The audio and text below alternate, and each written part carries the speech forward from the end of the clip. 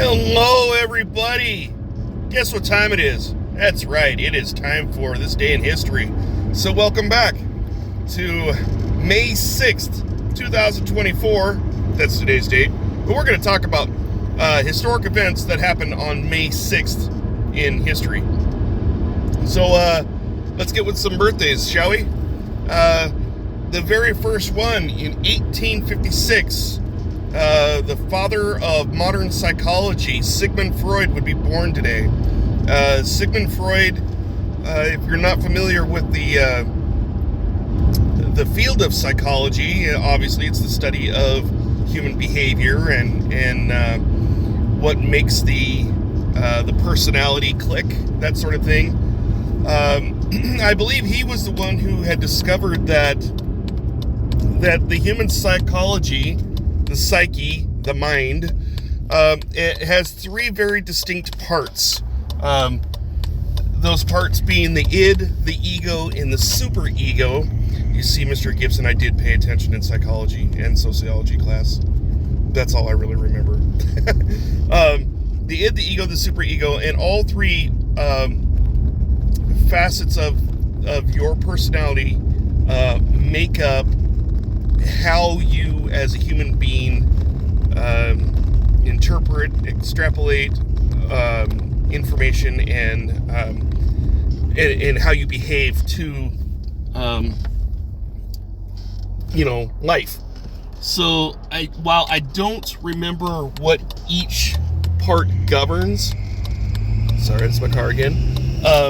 I do know that, like, I'm wanting to say that one governs thought, the other governs reason, logic. I'd have to go look it up again. It's been a long time. I mean, I've been out of high school for over 30 years, so and I took psychology and sociology in my senior year of high school. So Sigmund Freud, the other thing that he was known for was that whenever he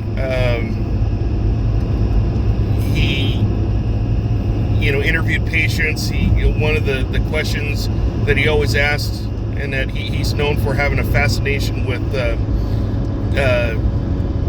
everyone's personal relationship with their mother, to his male patients especially. What was your relationship like with your mother, kind of thing. I don't know. At any rate, he is arguably the father of psychology, so his birthday is today. 1895, we had an American actor by the name of Rudolph Valentino. His birthday was today. Another American actor. He was an actor. He was a director. He was a writer. He's from Wisconsin. Orson Welles was born on this day in 1915. On this day in 1953, British Prime Minister Tony Blair was born. On this day in 1961, American actor George Clooney was born. A lot of actors on this one today. And we're going to get into the historical stuff now. In 1877, Crazy Horse, who was one of the leaders of the Sioux Nation, Native Americans, he surrenders in Nebraska. Now, if you know anything about Crazy Horse, he and Sitting Bull had led, there's like 5 major nations of Sioux Indian in the United States and central Canada there. And they rallied together to go up against the U.S. Army, and those were the guys that took out Custer at Custer's last stand. I could go so much into that, but I'll just leave it at that. In 1882, it's the first time that a bill of its kind was ever signed into law. President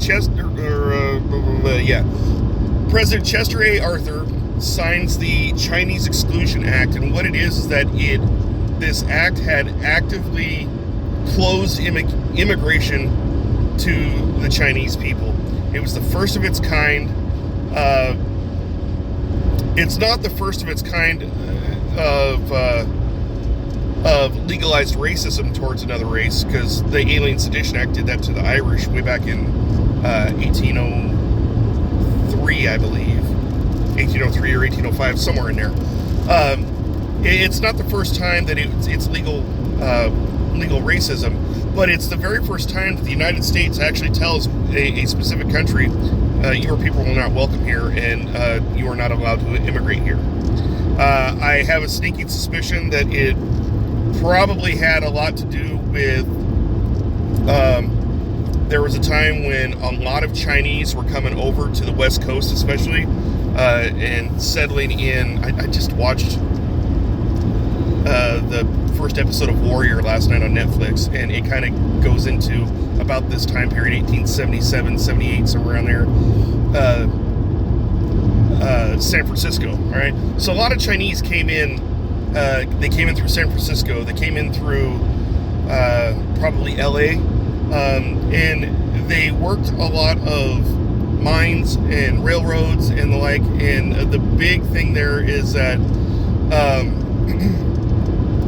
American citizens felt that these foreigners were being brought over as cheap labor, slave labor,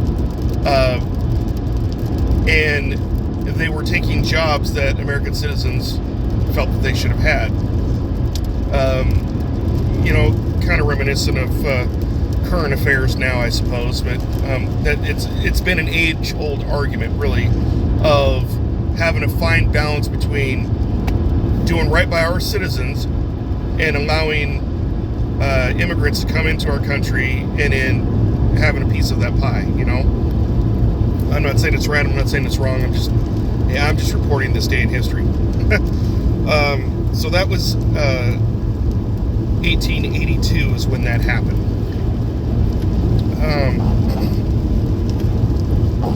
It was nice when I left, and now it's rainy. So in 1915, baseball great. If you're a fan of baseball, you've heard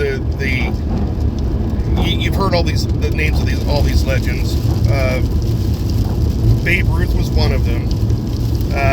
On this day in 1915, Babe Ruth would hit his very first home run in the majors, and then that would start a career of something like 715 home runs that he'd hit in his career.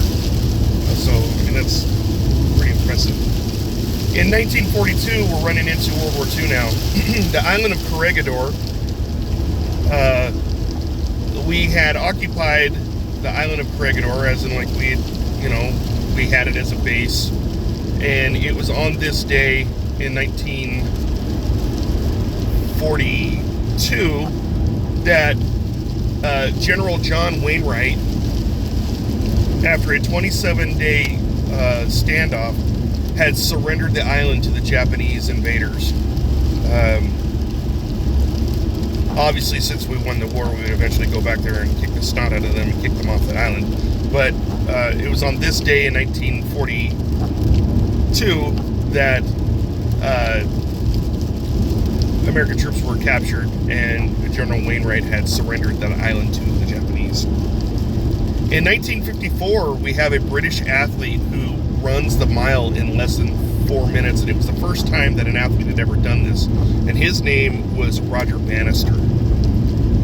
In 1957, on this day, would see the very last episode of I Love Lucy to ever be aired.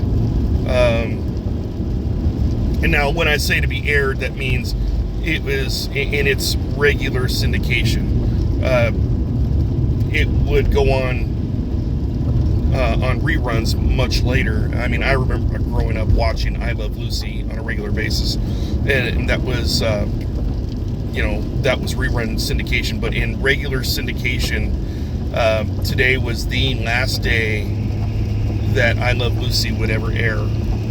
It was the last episode of the series, and that aired on this day in 1957. In 1992, German actress Marlene Dietrich, however you pronounce her name. Some do the K sound, some do the ch sound, and how they spell their name. At any rate, she was a very famous German actress, especially during World War II. She was known. She was a known actress even then. I do remember reading something on her, but I don't remember a whole lot about that now. But at any rate, it was on this day in 1992 that she would pass away at the age of 90. And yeah. So on this day in 1998, if you're any kind of a tech nerd out there, and I'm not saying nerd is a bad thing because I'm a nerd too, but if you're into technology at all, you might be interested in this one. It is on this day in 1998 that the Apple iMac is released. I remember the iMacs. It took a little bit of getting used to. It was a funny concept for me to see a computer kind of egg-shaped, but essentially what it was is that it was a monitor and computer all wrapped into one single unit, and then you just plugged your mouse and your keyboard into that unit. But it was typical. The traditional computer has, you have your tower, your computer itself. Then you have your mouse and your keyboard attached to that, and then you have your monitor plugged into the tower, right? So it's a multi-piece component, right? Or multiple components that makes up your personal computer. The thing that made this innovative was that it was all one piece. It was a one-piece unit. You got it in a single box. I remember having one. And the other cool things that they had really cool colors. And there were, it was kind of transparent, so you could kind of see inside the guts a little bit, which now is kind of a common thing, especially with gaming computers. You can,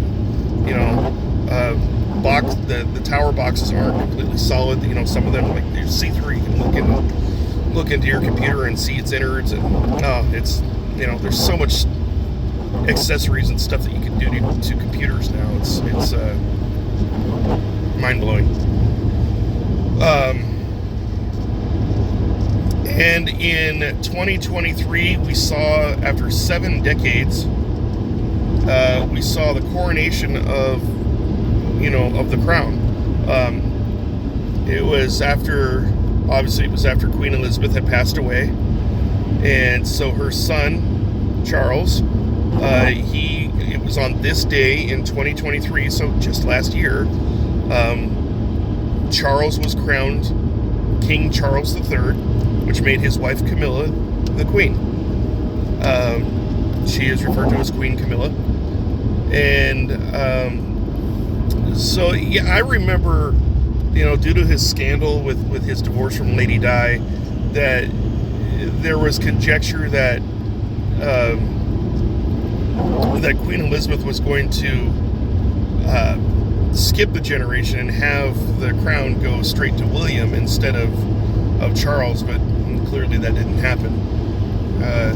I did watch an interview with Charles, and where he had promised the British people that he would try to rule as king as best as he could, and that he would try to be a king worthy of the title, that he would try to with all of his best ability to be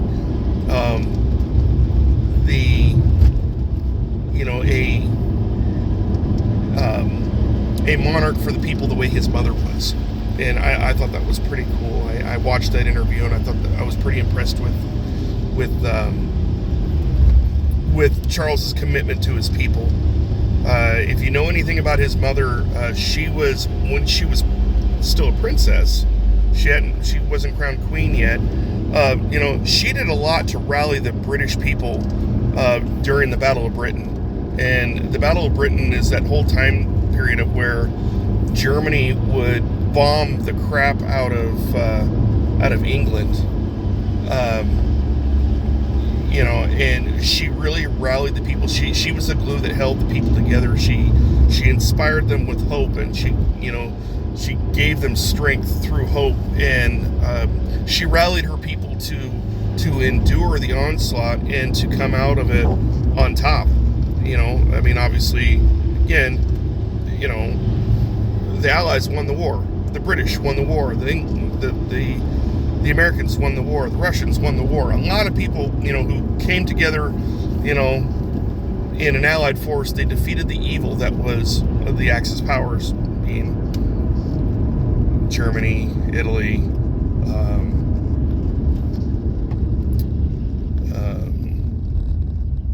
Japan. So, that was, she was a pretty influential figure, and I think even he recognized that he had some awful big shoes to fill, but he did. So I went out of order here. I got to writing down my list, and then I forgot that there's a couple others. Like another birthday, 1931, Willie Mays. He's another baseball great. His birthday was today in 1931. On this day in 1937 was the Hindenburg disaster. If you don't know what the Hindenburg was, it was a Zeppelin balloon. In the early part of the 1900s, flying by blimp, or they called it a Zeppelin, was a popular way to travel. They're known to be filled with helium, but I do believe that the Hindenburg was filled with hydrogen. I can't remember. I think they switched to helium because hydrogen was so flammable. At any rate, what happened was that it was so what they used to do back then, in the early part of the 1900s, you could book passage. If you didn't want to go by ship, you could go by essentially an airship, a Zeppelin. You could go from Europe to New York, and even here in the States, you could go from New York to Chicago. And what they would do is they would have these big blimps go and travel the skies. And like here domestically, for instance, Chicago to New York, what you could do is you could basically tie up it to a skyscraper, and your passengers would disembark in the skyscraper. They go through the skyscraper down to the ground floor and go to wherever their destination was. The Hindenburg was a Zeppelin. It was, or what we call is, the Goodyear blimp that always goes around in football games. Okay, that's a Zeppelin. That's so what ended up happening was, on this day in 1937, it was in Lakehurst, New Jersey, and it caught on fire. I'm not sure how the spark happened, but it once it caught on fire, again, it's made out of hydrogen, so the whole thing just went up, and came crashing down in a big fiery inferno. Of the 97 people that were aboard, 36 people were killed in that horrible tragedy. And like I said, I believe it was one of the culprits was because they used hydrogen to fill the Zeppelin there, and that's what they used to float across the Atlantic Ocean there. And as a result of that, more safety measures were put in place. They switched from hydrogen to helium, I believe, and a lot of safety measures went into effect as a result of that, to the point where Zeppelin travel it kind of died out. They kind of stopped doing that after, no one really wanted to travel by Zeppelin because of what happened, with the Hindenburg. So it kind of killed that industry of air travel. So, but that has been your day in history for May 6th. It's been a long one. I apologize. I kind of get off on these little rabbit trails.